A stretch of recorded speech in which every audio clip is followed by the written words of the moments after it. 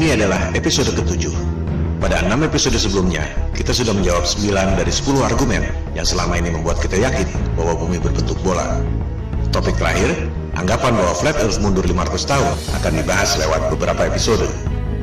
Episode ini khusus membahas masalah secret societies yang merupakan landasan ideologis dari elit global. Siapakah mereka? Bagaimana mereka bisa mendominasi dunia tanpa kita sadari? Dan apa pentingnya soal ini untuk kita? Media-media dan film-film sering menggambarkan konspirasi sebagai teori yang hanya dipercaya oleh orang-orang paranoid. Itulah propaganda yang dilakukan agar orang yang membongkar konspirasi mereka dianggap sebagai orang gila.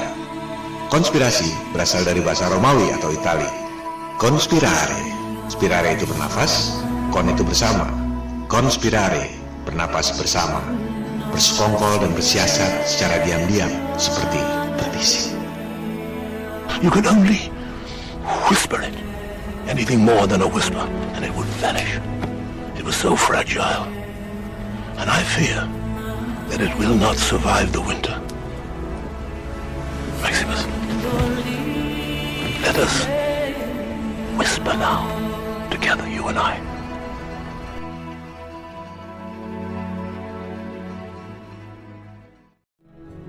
Istilah konspirasi populer lewat peristiwa tewasnya Julius Caesar. Ia ditusuk belati oleh 13 orang pengikut setianya yang sebelumnya merencanakan secara diam-diam. Konspirare, bernapas bersama. Konspirasi adalah khas perilaku secret societies yang gemar menyimpan rahasia di tempat ramai melalui kode-kode dan berbagai simbologi. Konspirasi dan secret societies adalah nyata, bukan teori. Mari kita dengar pidato Presiden John F. Kennedy tentang konspirasi dan secret societies. The very word secrecy is repugnant in a free and open society, and we are, as a people, inherently and historically opposed to secret societies, to secret oaths, and to secret proceedings. For we are opposed around the world by a monolithic and ruthless conspiracy that relies primarily on covert means for expanding its sphere of influence, on infiltration instead of invasion, on subversion instead of elections, on intimidation instead of free choice. It is a system which has conscripted vast human and material resources into the building of a tightly knit, highly efficient machine that combines military, diplomatic, intelligence, economic, scientific, and political operations. Its preparations are concealed, not published. Its mistakes are buried, not headlined. Its dissenters are silenced, not praised. No expenditure is questioned, no secret is revealed. That is why the Athenian lawmaker Solon decreed it a crime for any citizen to shrink from controversy. I am asking your help in the tremendous task of informing and alerting the American people, confident that with your help, man will be what he was born to be, free and independent.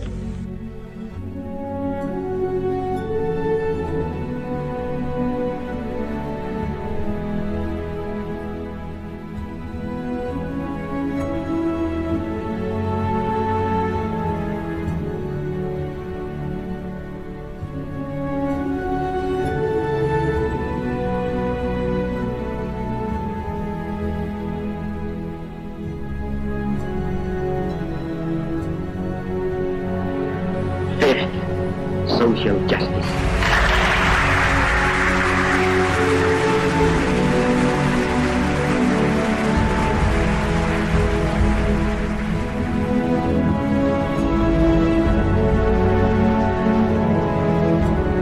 I hate imperialism. I detest colonialism.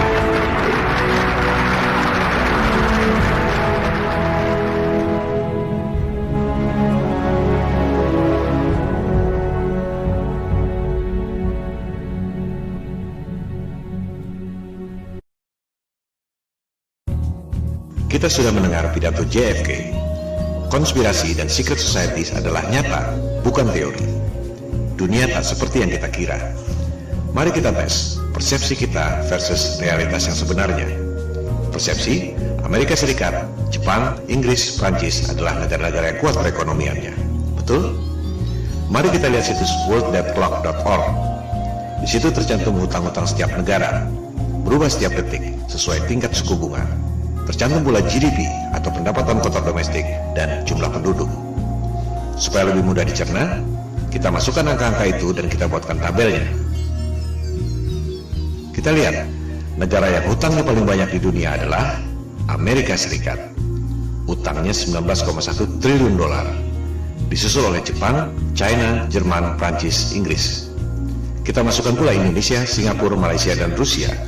Tabel seperti ini tak ada di Google atau YouTube. Anda harus membuatnya sendiri. Coba Anda pikirkan, negara-negara maju itu utang pada siapa? Siapa yang lebih kaya dari negara-negara sehingga mampu memberi utang pada negara-negara? Kalau Amerika Serikat disebut superpower, yang memberi utang itu berarti lebih superpower dari Amerika Serikat. Hutang Amerika Serikat 19,1 triliun dolar. Kita lihat laporan Bank Sentral Federal Reserve. Jumlah dolar dalam peredaran 1,4 triliun dolar.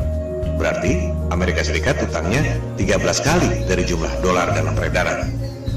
Indonesia sama saja. Hutangnya 5.400 triliun rupiah, jumlah rupiah dalam peredaran 528 triliun rupiah. Indonesia hutangnya lebih dari 10 kali jumlah rupiah dalam peredaran. Mungkin agak sulit mencerna angka-angka itu, karena dalam US dollar dan jumlahnya kelewat besar. Oke, kita permudah. Kita rupiahkan dan kita bagi dengan jumlah penduduk masing-masing. Ternyata, hutang per penduduk yang paling besar jumlahnya adalah Jepang, disusul Amerika Serikat, dan seterusnya.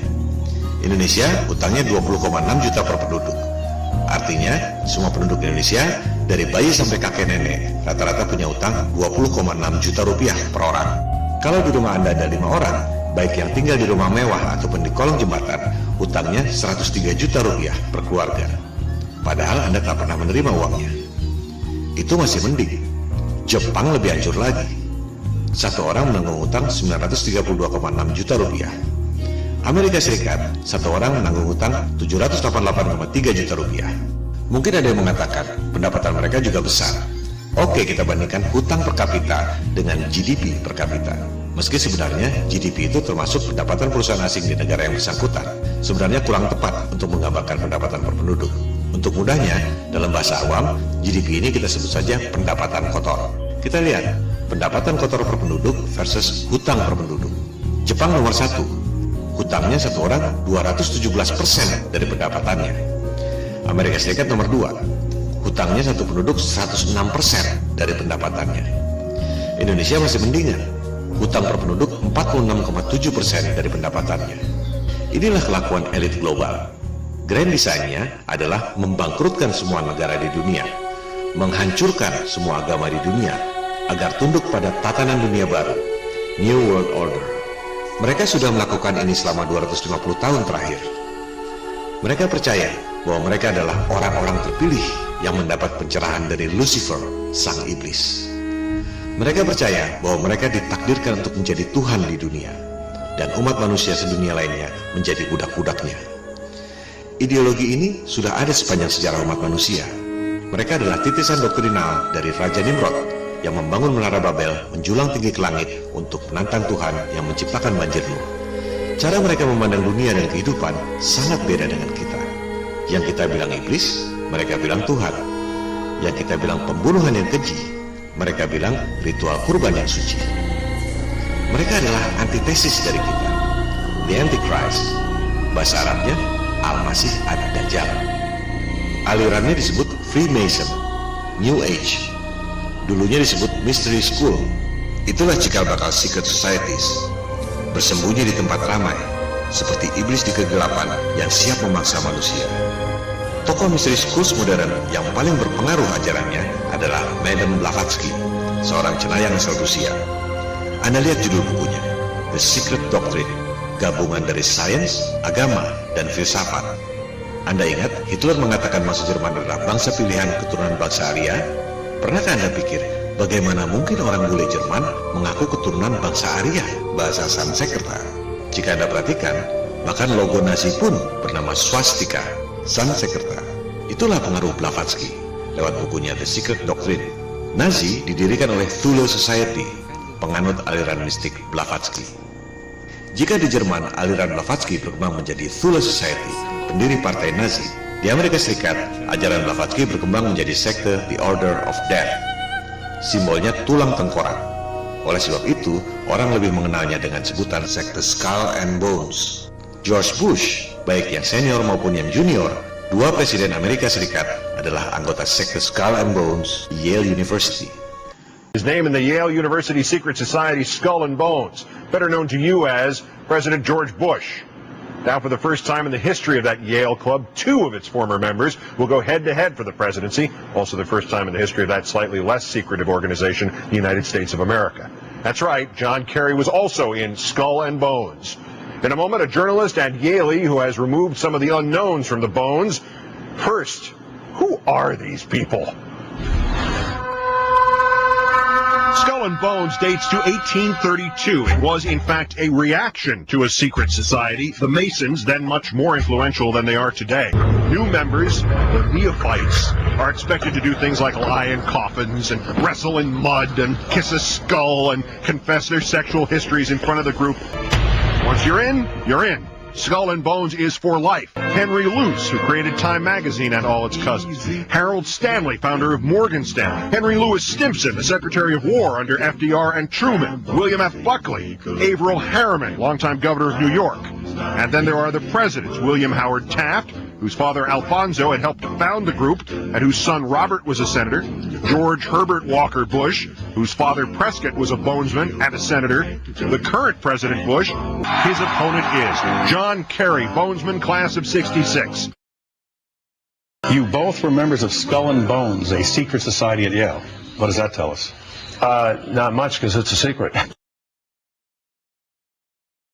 You were both in Skull and Bones, the secret society. It's so secret we can't talk about it. One a Democrat, one a Republican, miles apart on the issues, but both rooted in the same secret Yale society. Apakah persamaan antara Hitler dan Bush? Jawabannya, mereka sama-sama penganut aliran mistik Blavatsky, secret societies. Ajarannya berakar pada Raja Nimrod. Dalam kepercayaan mereka, surga Firdaus alias Paradise, Taman Eden, adalah Atlantis. Mereka percaya dulunya berjaya di situ. Atlantis tenggelam dalam semalam oleh banjir Nuh. Sebagian kecil orang selamat dan membangun peradaban baru di Sumeria, Mesopotamia, bangsa Babilonia kuno.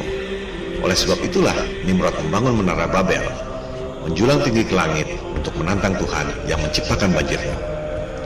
Mereka memang membenci ketuhanan dan agama-agama. Ini sudah berlangsung ribuan tahun. Jangan heran jika ada sekelompok orang yang memang betul-betul ingin menghancurkan agama-agama di dunia. Jangan heran jika ada kelompok yang memang ingin mengganti ketuhanan dengan Tuhan palsu berkedok sains modern. Mereka adalah antitesis dari agama. The Antichrist, Al-Masih Ad-Dajjal. Let me give you a little inside information about God. God likes to watch. He's a prankster. Think about it. He gives man instincts.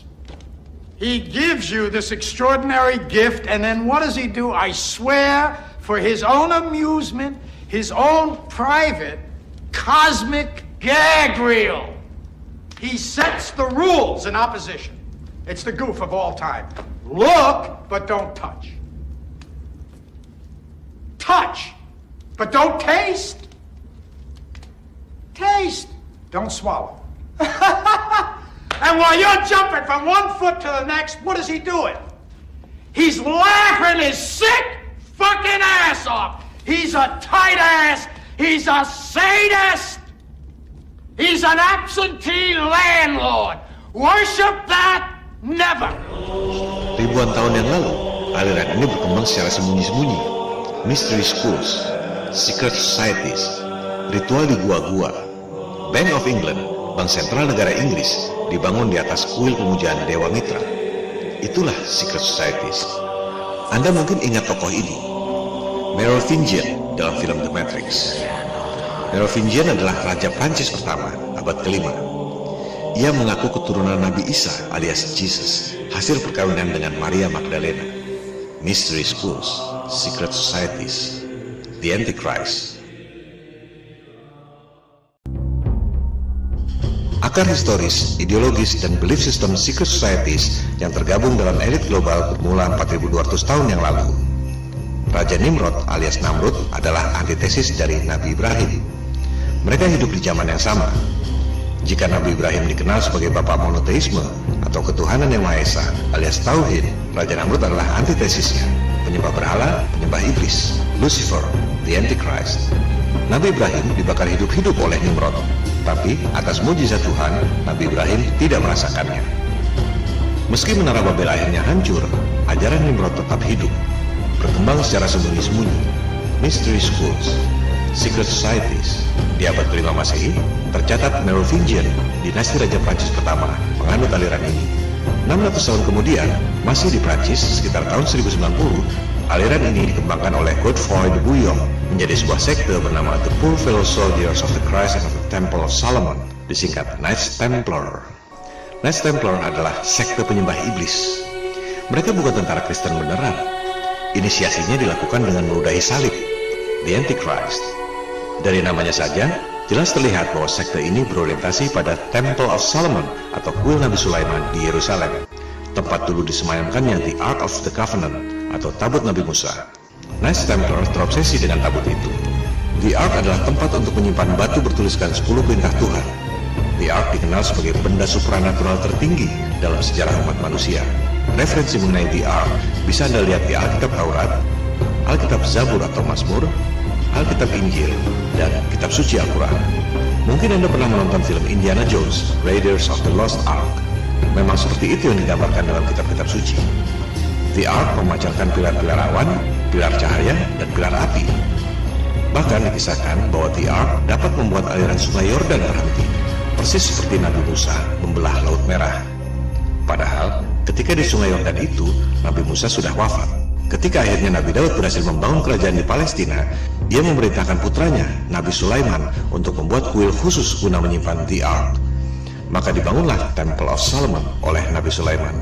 Lokasi Temple of Solomon adalah di Temple Mount atau Bait Suci alias Al-Haram Asy-Syarif atau tempat suci yang mulia. Itu adalah tempat suci bagi 3 agama, Yahudi, Kristen, dan Islam. Temple of Solomon atau disebut juga Bait Allah dibangun khusus untuk satu tujuan, menyimpan the Ark of Covenant.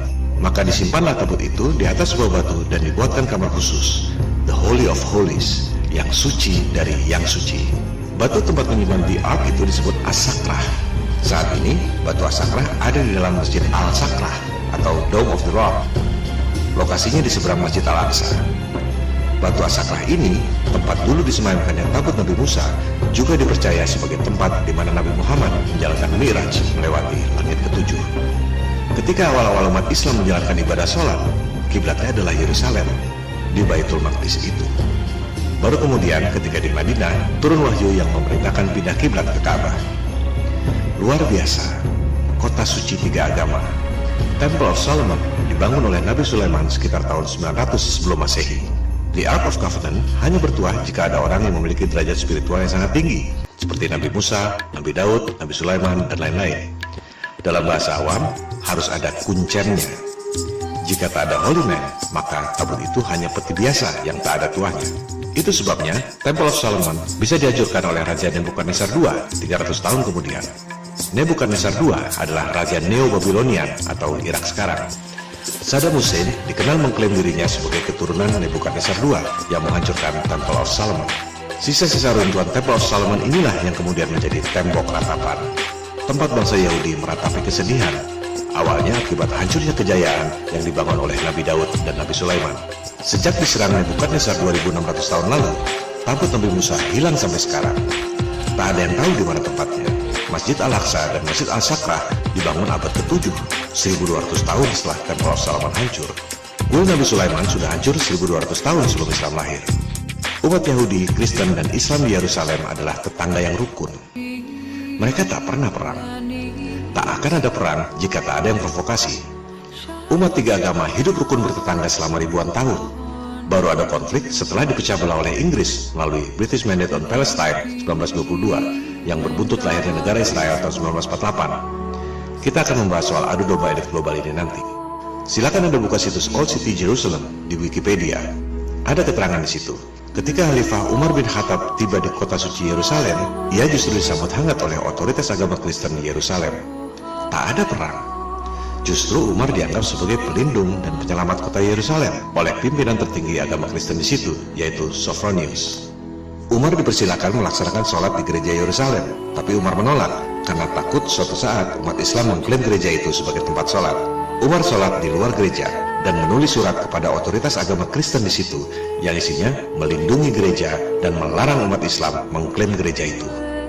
Inilah contoh nyata keteladanan kerukunan umat beragama yang tak diajarkan di sekolah.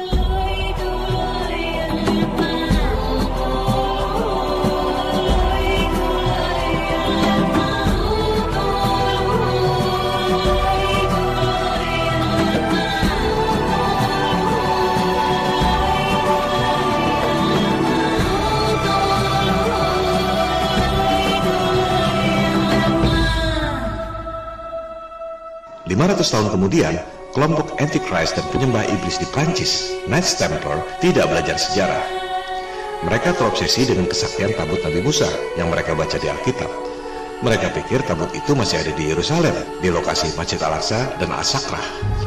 Betapa bodohnya, mereka tidak tahu Temple of Solomon sudah hancur 1600 tahun sebelumnya oleh bangsa Neo-Babilonia. Tak ada sangkut pautnya dengan umat Islam yang baru lahir 1200 tahun setelah Temple of Solomon hancur.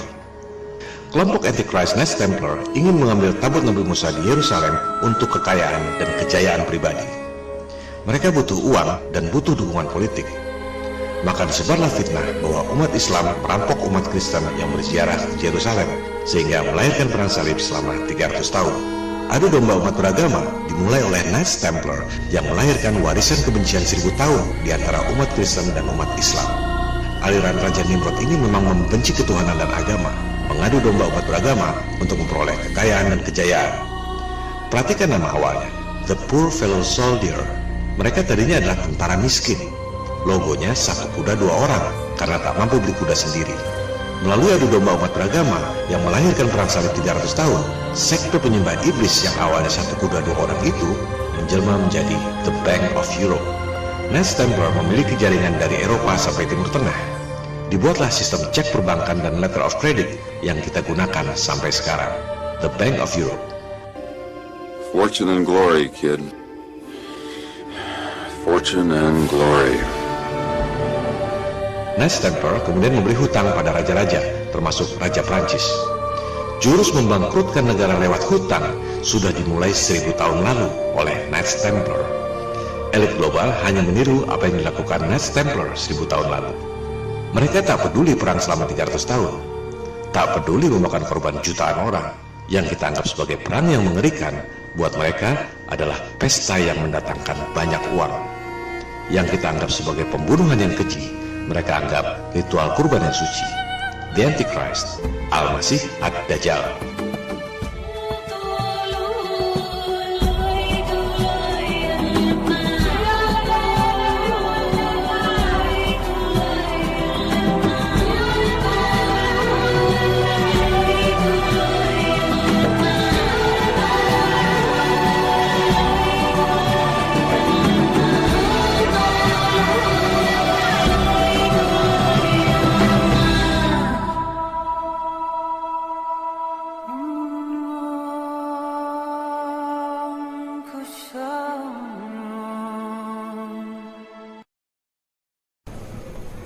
What is your opinion on my crusade?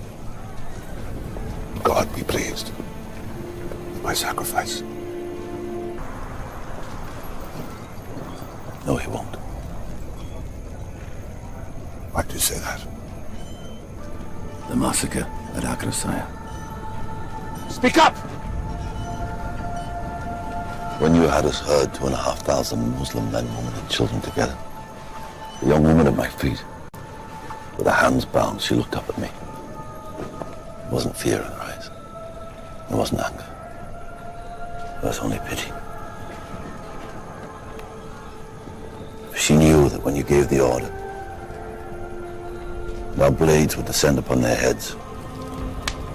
That in that moment we would be godless. All of us. Godless.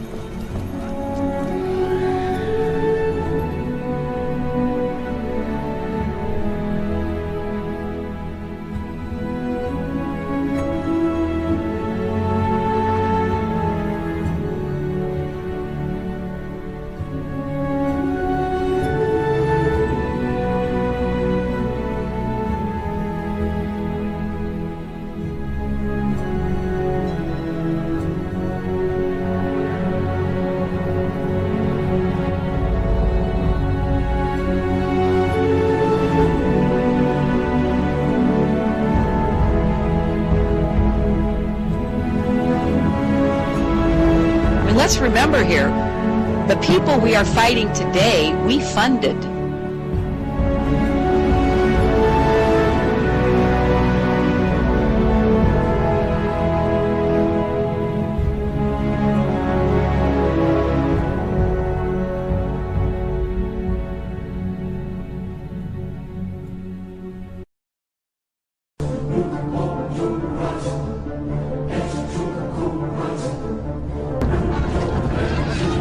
In the name of the cross, women were raped and murdered. Children were put to the sword, and it is said that blood ran in the streets knee-high to the horses. 20 years after Jerusalem was taken, the Dome of the Rock was seized by a group of warrior monks calling themselves the Knights of the Temple of Solomon, or more simply, the Knights Templars. In 1307, King Philippe of France arrested them for charges of denial of Christ, homosexuality, and idol worship, as well as magic.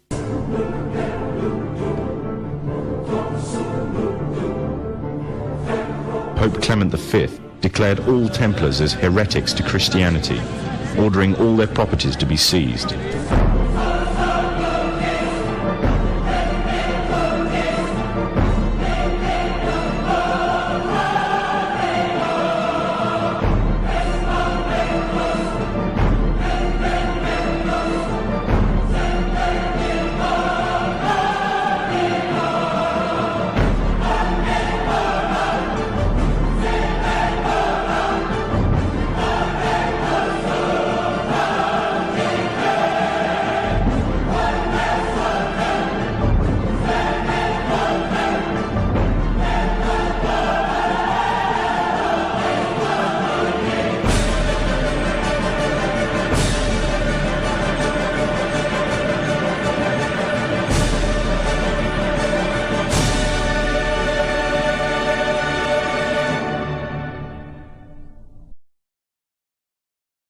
The Templars were cornered, and just when it seemed they were finished forever, a glimmer of hope arose from a seemingly certain end. They were to find a safe haven as well as an ally. But not in France. In fact, in a country in a desperate struggle for independence against the English. The country of Scotland.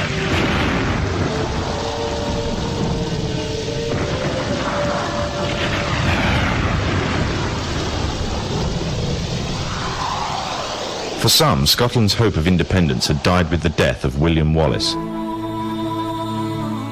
However, to the King of Scotland, Robert the Bruce, the arrival of the Templars gave him a new secret weapon.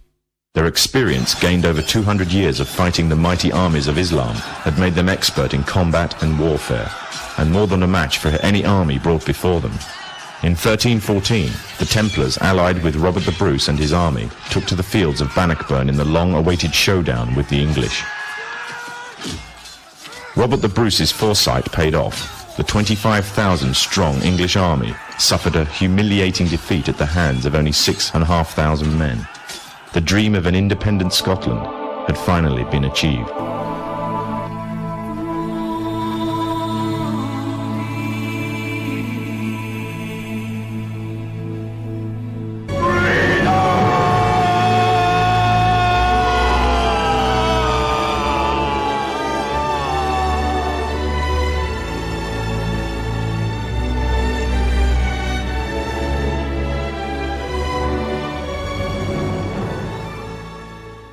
The Templars had brought themselves back from the brink of destruction, and never again would they allow themselves to be destroyed. This time, they would control the country by controlling its kings.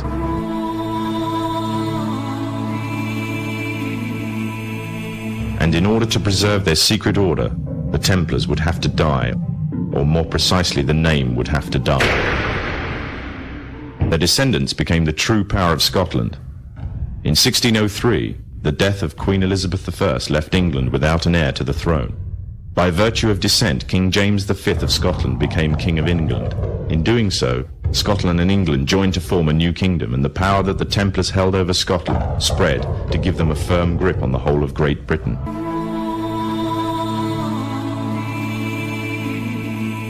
All the time they were planning, regrouping, and infiltrating positions of power in all corners of the kingdom. They had grown in both number and strength, and were now ready to coin a new identity, free from their reputation of the past, and given credibility by none other than the monarchy and aristocracy of England. And the name they chose for themselves was a name that would be known by many, but understood by a few. This new name, the Freemasons. Demikian klip yang sangat bagus dari topinfopost.com. Sengaja saya cuplik agar jelas bahwa semua yang saya sampaikan dalam pemaparan konspirasi bumi datar ini bukan pendapat atau opini saya sendiri, melainkan hasil riset. Saya hanya merangkum dan memperjelas. Sulit memahami flat earth jika tidak paham elit global. Kita tak akan paham elit global jika tak paham ideologi dan akar historis secret societies. Elit global, sains modern, termasuk dogma bumi mengelilingi matahari, berakar pada hal yang sama, abad pencerahan Eropa. Anda mungkin pernah menonton film The Godfather, Mafia. Yang mungkin Anda tidak tahu, The Godfather yang sesungguhnya adalah yang melahirkan abad pencerahan Eropa. Keluarga de Medici di Florenza, Italia. Awalnya pun sama. Orang yang terlahir miskin bisa menjadi sangat powerful dan kaya. Dari situlah kemudian lahir sains modern, dogma bumi mengelilingi matahari, dan dominasi ekonomi dunia. Florence, 1389. A boy is baptized into a medieval world. He was not of noble birth. He was the son of a local merchant. His name was Cosimo de' Medici.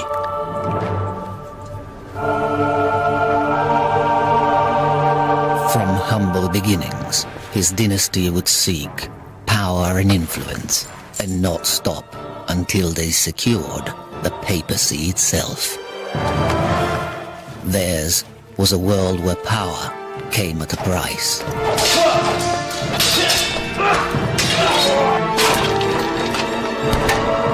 Intrigue, murder, assassination, and war.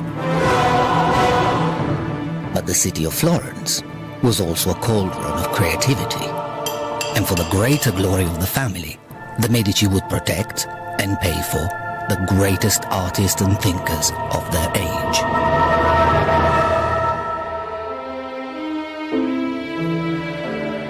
Michelangelo, Brunelleschi, Botticelli, Leonardo, Galileo. Rinascimento, rebirth, renaissance. Behind it stood the Medici, godfathers of the Renaissance.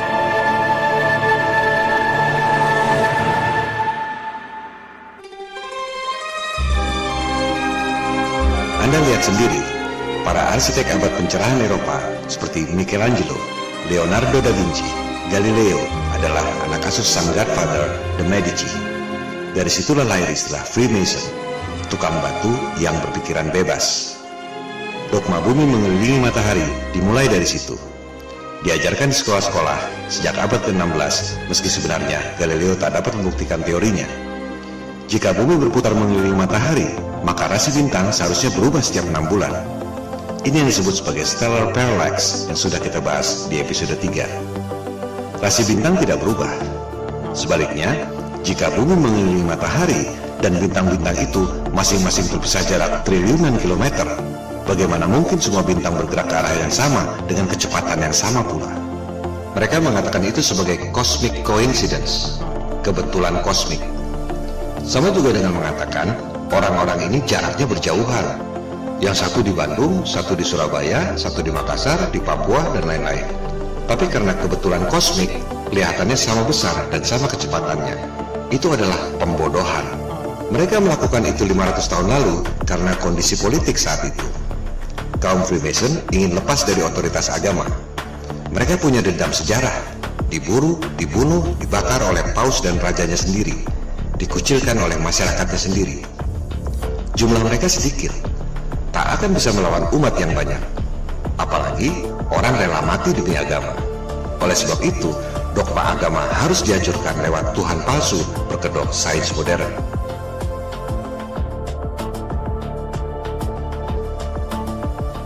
And tonight I want to emphasize that 500 years of science have demonstrated that God, that vague notion, is not likely.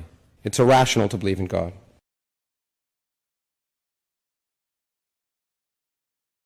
The God of the Old Testament is arguably the most unpleasant character in all fiction. Jealous and proud of it, a petty, unjust, unforgiving control freak, a vindictive, bloodthirsty ethnic cleanser, a misogynistic, homophobic, racist, infanticidal, genocidal, filicidal, pestilential, megalomaniacal, sadomasochistic, capriciously malevolent bully.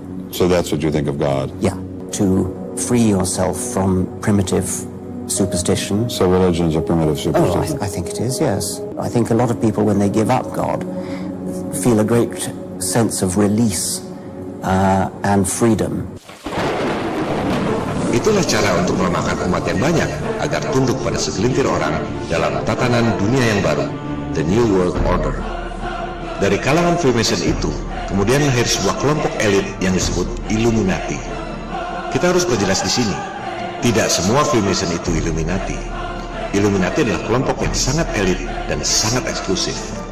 Bagaimana caranya mereka bisa menguasai perekonomian, politik, sains, militer, dan diplomatik dunia? Mengapa perang, teror, dan mega proyek fiktif seperti program angkasa luar itu penting bagi mereka? Dan mengapa soal flat earth ini bisa jadi batu sandungan buat mereka? Seperti batu kerikil yang bikin jatuh raksasa. Kita akan membahas pada episode 8. Terima kasih.